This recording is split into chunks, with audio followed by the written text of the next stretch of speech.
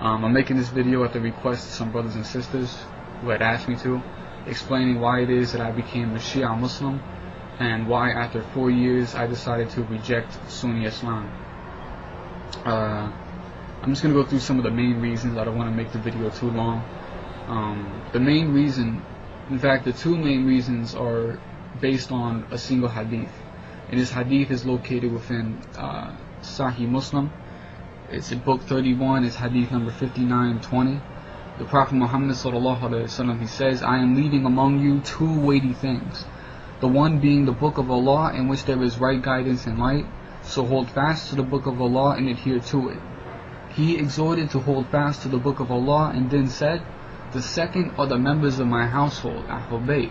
I remind you of your duties to them, the members of my family, to your duties to the members of my family.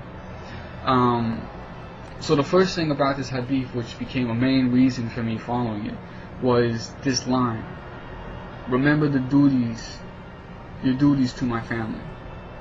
Now, when you look past a lot of the covering up and the conspiracy that's been used basically to hide a lot of the historical events that took place after the death of the Prophet Muhammad sallallahu alaihi wasallam, which is mainly the abuse and the oppression of Ahlul-Bayt, which even at some point Sunnis have to acknowledge, the abuse of Fatima alayhi salam, in which she was slammed in the doorway, which caused her to have a miscarriage and eventually led to her death.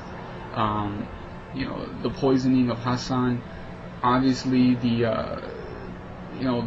battle of Karbala, in which Imam Hussein alayhi salam and his companions were martyred.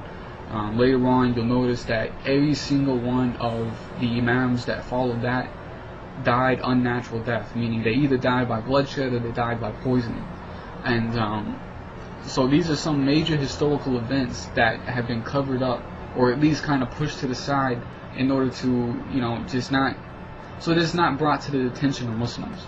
So for the Prophet Muhammad sallallahu alaihi wasallam to be telling us, remember your duties to Ahlul-Bayt, but yet we're ignoring all these fundamental parts of our history for the sake of avoiding fitna.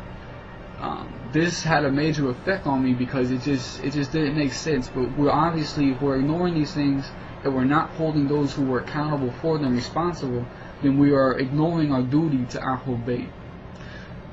So that was the first main reason, the fact that Muslims have abandoned our duty to Ahlul-Bayt and we need to begin picking it up again.